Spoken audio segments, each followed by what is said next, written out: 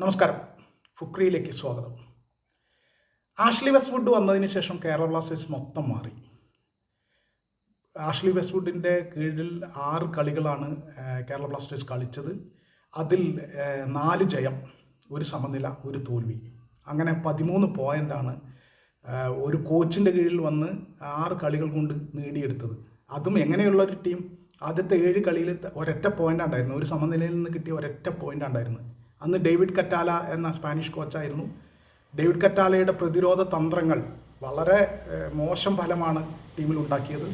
Team മോശമായിട്ടാണ് കളിച്ചത്.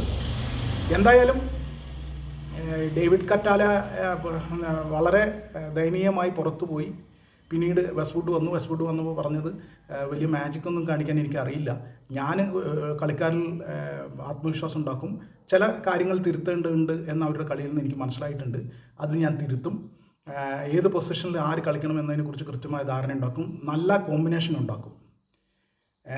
ഈ ഘട്ടത്തിൽ ഒരു ടൂർണമെൻറ്റിൻ്റെ പകുതി വെച്ച് ഒരു കോച്ചായിട്ട് വരുമ്പോൾ അത്രേ ചെയ്യാനുള്ളൂ, അത് വളരെ ദുഷ്കരമാണ് ആ ജോലി എന്ന് വെസ്റ്റ്വുഡ് പറഞ്ഞിട്ടുണ്ടായിരുന്നു.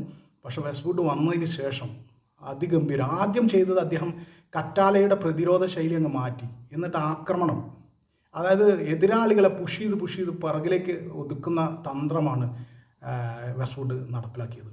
അത് ഗംഭീരം എന്ന് തന്നെ പറയാം. അതോടെ കളിക്കാർ കളി ആസ്വദിക്കുകയും തങ്ങളുടെ ഇഷ്ടപ്പെട്ട ശൈലിയിൽ ആക്രമിച്ച് കളിക്കുകയും ചെയ്തു. അത് പൂർണ്ണമായി ആസ്വദിച്ചു.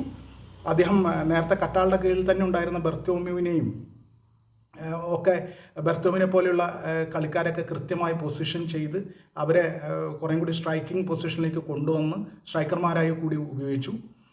പിന്നെ അർജൻറ്റീനൻ മിഡ്ഫീൽഡറായ ഫ്രാഞ്ചുവിനെയും പിന്നെ സെൻറ്റർ ബാക്കായ ഫാളുവിനെയും കൊണ്ടുവന്നു. ഫാളുവിനെ കൊണ്ടുവന്ന് പ്രതിരോധത്തിലെ പഴുത് മുഴുവൻ അടച്ചു.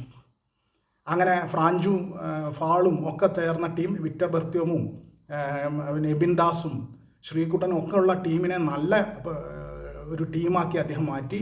എല്ലാവർക്കും കൃത്യമായ പൊസിഷനിൽ, ഏത് പൊസിഷനിൽ ആരാണ് നന്നായി കളിക്കുന്നതെന്ന് അദ്ദേഹം കൃത്യമായി മനസ്സിലാക്കി. അതിനനുസരിച്ച് ടീം കോമ്പിനേഷൻ ഉണ്ടാക്കി.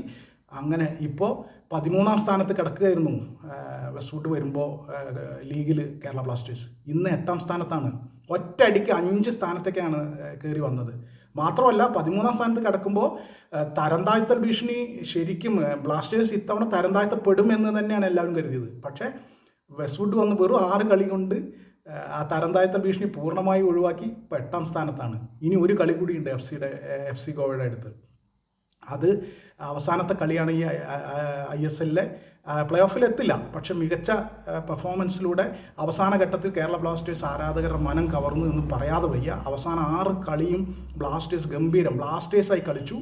ഇനി FC ഗോവയ്ക്കെതിരെ കൂടി നല്ല ഫിനിഷിംഗ് കൂടി ചെയ്താൽ നല്ല സീസണായി, തരം താഴ്ത്തൽ ഭീഷണി ഒഴിവായി മെച്ചപ്പെട്ട സ്ഥാനത്തേക്ക് കയറി വന്നു. വെസ്റ്റ്വുഡ് എന്ന കോച്ച് പിന്നെ കളിക്കാരിൽ കുത്തിവെച്ച ആത്മവിശ്വാസം എന്ന് പറയുന്നത് വളരെ വലുതാണ്. ആത്മവിശ്വാസം ഉണ്ടാക്കി, ആക്രമണ തന്ത്രമൊരുക്കി, കളിക്കാരെ കൃത്യം പൊസിഷനുകളിൽ ഇറക്കി, ഏത് പൊസിഷനിൽ ഏത് കളിക്കാരനാണ് നല്ലത് എന്ന് കൃത്യമായി മനസ്സിലാക്കി വെസ്റ്റ്വുഡ് തകർപ്പനായിട്ട് പരിശീലിപ്പിച്ച് കേരള ബ്ലാസ്റ്റേഴ്സിനെ വളരെ അഭിമാനകരമായ ഒരു അവസാനത്തിലേക്ക്, ഈ സീസണിൻ്റെ അവസാനത്തിലേക്ക് കൊണ്ടുപോയി ചെന്നെത്തിച്ചു എന്ന് തന്നെ പറയണം.